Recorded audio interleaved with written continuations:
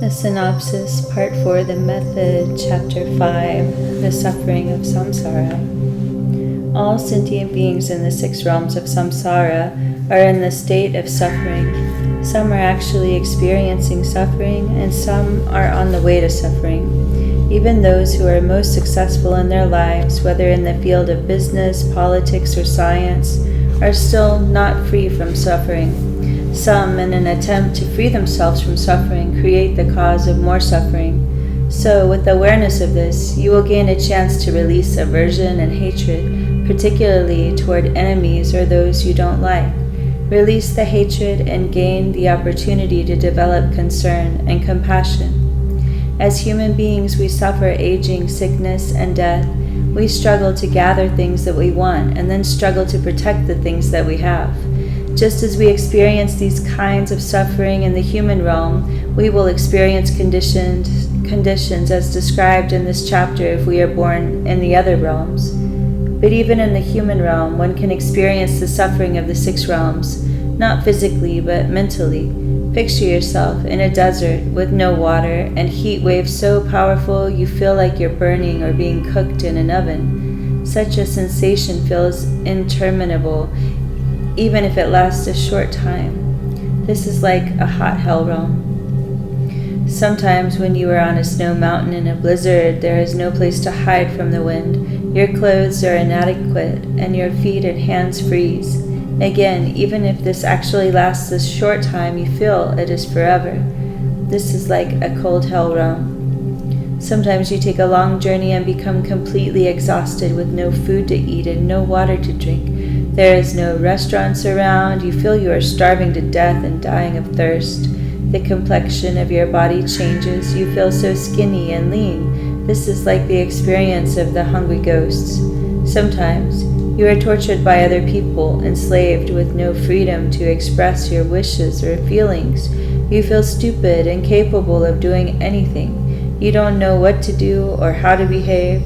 This is like the suffering of animals. Sometimes your mind is completely overcome with jealousy for another's dignity, wealth, or prosperity. You become overwhelmed by these thoughts and take action to harm others, but the result brings you more suffering. This is like the life of the demigods. Sometimes you feel so peaceful and happy, everything goes well, and you are proud of this situation. You become dominated by the thought, "There isn't anyone like me."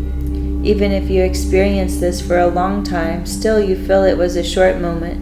Later, particularly at the time of death, so much suffering is caused by having to part from pleasant conditions. This is like the suffering in the God realm. This book contains particularly detailed explanations of the suffering in the hell realms. This is not meant to depress people. Rather, it makes the very important point of carefully identifying suffering. If we fail to recognize the very nature of suffering, that which we are making all efforts to free ourselves from, then we won't know how to practice Dharma properly. So, readers, when you study this chapter, instead of feeling depressed or negative and trying to run away or ignore it, read it thoroughly and contemplate this subject well. Awaken. Your mind has been sleeping in samsara for a long time. Recognize what kind of place you are in and apply the Dharma in your heart. Then make all efforts to flee from samsara. Dharma Lord Gampopa also explains suffering in 3 ways.